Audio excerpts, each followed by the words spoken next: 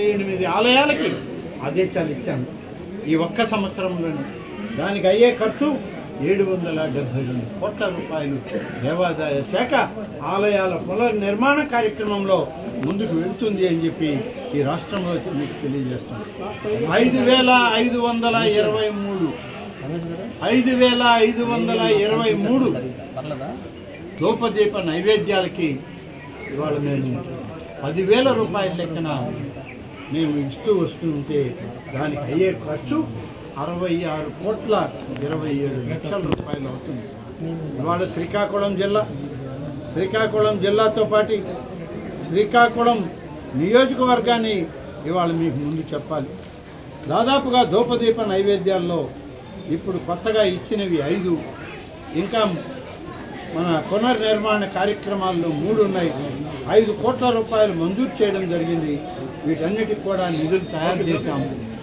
శాసనసభ్యుల్ని కోరుతున్నాం, దీన్ని ఇంకా అభివృద్ధి చేయడానికి దేవాదాయ శాఖ మీకు తోడుగా ఉంటుంది. మీకు ఇంకేం కార్యక్రమాలు ఉన్నా ఆధ్యాత్మిక పరంగా ఈ ప్రాంతాన్ని అభివృద్ధి చేయడానికి మేము ఎప్పుడు సిద్ధంగానే ఉన్నామని చెప్పి చెప్పడం జరిగింది. ఈరోజు అదే శ్రీకాకుళం జిల్లాలో దాదాపుగా దీంట్లో పునర్నిర్మాణానికి 1,96,00,000 ఇప్పటికే మొదలైంది. 20 కొత్త పనులు ఇచ్చాము, 12,75,00,000. అలాగే వీటన్నిటితోటి ధూపదీప నైవేద్యాల కింద 157 ఆలయాల్లో 10,000 రూపాయల లెక్కన ధూపదీప నైవేద్యాలు కూడా ఇవ్వడం జరిగింది.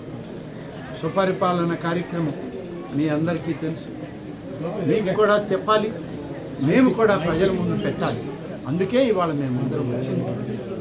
వృద్ధాప్య పెన్షన్లు శ్రీకాకుళం అసెంబ్లీ నియోజకవర్గంలో మొత్తం అన్ని పెన్షన్లు కలిసి దాదాపుగా వృద్ధాప్య పెన్షన్లు 16,151, వితంతు పెన్షన్లు, వికలాంగుల పెన్షన్లు, చేనేత పెన్షన్లు, గీత కార్మికుల పెన్షన్లు, అభయహస్తం పెన్షన్లు, మత్స్యకార పెన్షన్లు, ఒంటరి మహిళా పెన్షన్లు, ఇతర మహిళా పెన్షన్లు కలిపి 33,703 పెన్షన్లని ఇవాళ పంపిణీ చేస్తూ ఉంది.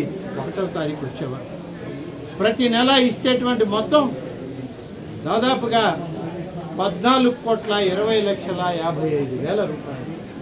వీటితో పాటు 4,05,646 మందికి దీపం కనెక్షన్లు కూడా ఉచిత సిలిండర్లను పంపిణీ చేస్తుంది.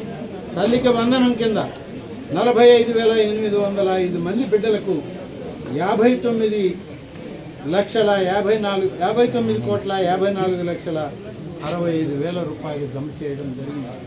ఈ విధంగా ప్రతి విషయంలో ప్రభుత్వం పనిచేస్తూ ఉంది, చెప్పిన మాట నిలబెట్టుకుంటుంది. ఇక్కడికి వచ్చాను. వచ్చిన తరువాత భగవంతుని ఆశీస్సులు, సూర్యనారాయణ స్వామి ఆశీస్సులు, కూర్మనాథ స్వామి ఆశీస్సులు తీసుకున్న సమయంలో ఇక్కడ కొన్ని విషయాలు గౌరవ ముఖ్యమంత్రి శ్రీ చంద్రబాబు నాయుడు గారు అక్కడికి వచ్చినప్పుడు పుష్కరిణి స్థలాన్నంతా ఖాళీ చేయించి అక్కడ ఆధ్యాత్మికంగా వచ్చేటువంటి ప్రజలకు వెసులుబాటు కల్పించాలి, దానికి ప్రయత్నం చేయండి అని చెప్పి ఆదేశాలు ఇచ్చారు. దాన్ని అమలు చేయడంలో కొంత తక్కువగా ఉంది, ఇంకా ఎక్కువ చేద్దామని చెప్పి శాసనసభ్యులు నా దృష్టికి తేవడం జరిగింది. అలాగే కూర్మనాథ స్వామి ఈ శ్రీకూర్మంలో చూశాను. గతంలో నేను కూడా వచ్చేటప్పుడు విచారించాను. మీరు